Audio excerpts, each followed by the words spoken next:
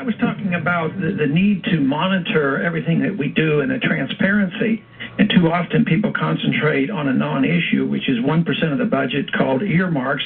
Even if you eliminated it, it wouldn't eliminate one penny. The real earmarks need to be done, like, say, TARP funds. We gave the Treasury $350 billion and then another $350, and there are no instructions, no earmarks. The Congress needs to have more responsibility, more earmarks. Of course, all the spending should be voted down, but when they do spend, we ought to know where it's going. But the biggest, the largest amount, of course, is the Federal Reserve. They're totally off budget. They're like a government unto itself. They can create trillions. It's probably $8 or $9, $10 trillion that they've been involved in, and they have no legal responsibility to answer any of our questions. And that, of course, is what Bernie Sanders and I have been working on, he in the Senate and me over in the House, to try to get legislation passed. And I think you've indicated that it ought to be a very popular thing to bring all these factions together and support our position. I can't imagine any American saying, well, yeah, create $400 or $500 billion or a couple trillion, and you have no responsibility. I think it should bring everybody together on this issue. And was that H.R. 207? 1207. Okay, H.R. 1207. Right. I didn't have the bill in front of me. And then I should have the Senate bill number, but somebody could find that rather easily because we want to help Sanders get support for his bill as well. Absolutely. In fact, I'll Google that and give that out after you leave us. Continuing with the economy, this is clearly entering depression level. The banks are doing what you said they would do. They're hoarding the money, buying up other good banks. CBS reported $250 billion of bailout money has gone to the Caymans alone. The biggest names out there. Bernard Madoff is keeping his $60 million penthouse and mailing gold and diamonds out of the country to his family that's run to South America. He's the founder of the NASDAQ. It turns out all these other big banks are involved in similar Ponzi schemes. Shouldn't we be having criminal investigations of these people instead of the very same banksters now telling us we're going to have a new bank of the world that we pay carbon taxes to? Yeah, well, we should have minimal government, but even in a minimalist government, your government is supposed to deal with theft and physical harm and fraud, and that's what's going on, and that's what they ignore or protect. They're supposed to protect contracts, but they are interfering with contracts all the time and trying to tell people exactly what mortgage rates should be and interest rates should be and price fixing and all these things. But no, I think it's horrible what they're doing, and they're not addressing the subjects that they should, and they should be prosecuting these people. These people should be in prison. But, if you go back to Enron, when that company went bankrupt, it was a major event. And they claimed up here in Washington that the reason was that we needed even more regulation, we needed more SEC agents, and we needed more IRS agents.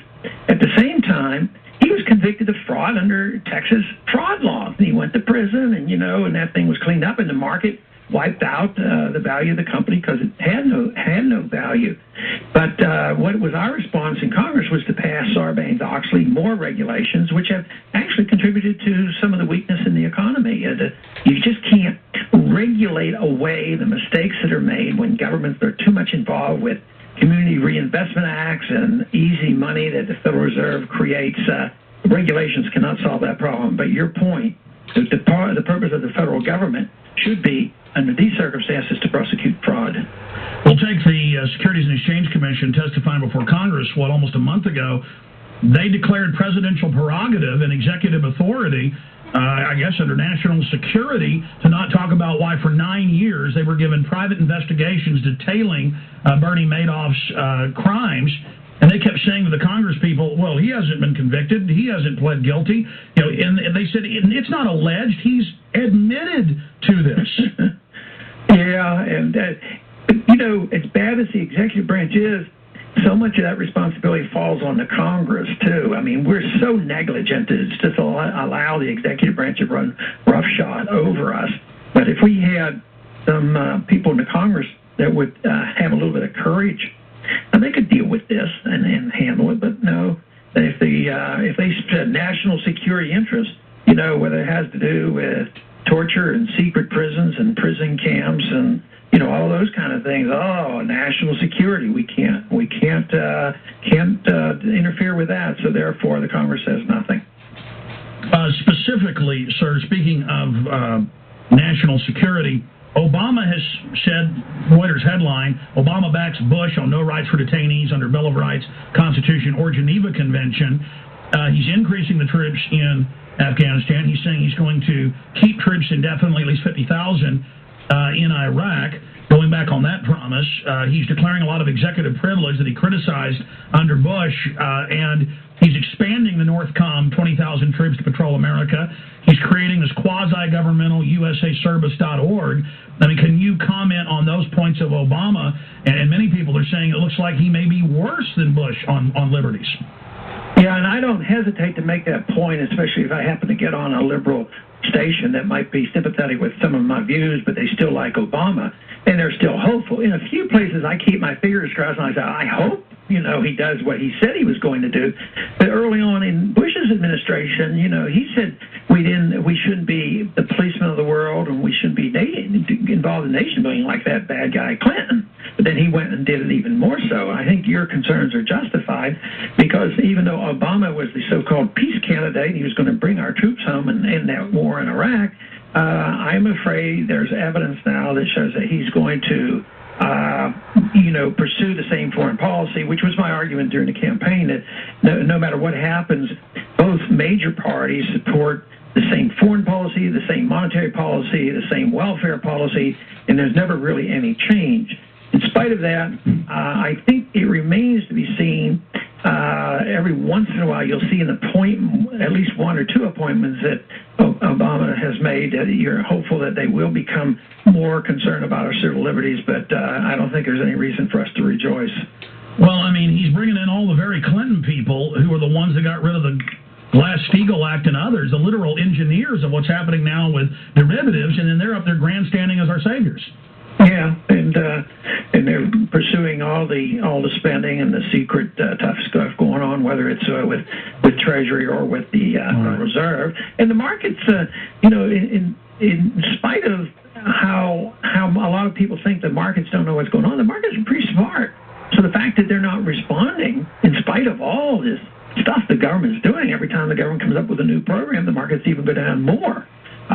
So the markets are saying that they're not very happy with the bailout. It's not going to solve the problem, and the free market people are actually right because you need liquidation, you need the elimination of the malinvestment. You need to get housing prices down so poor people can buy them and get rid of these 19 million empty houses.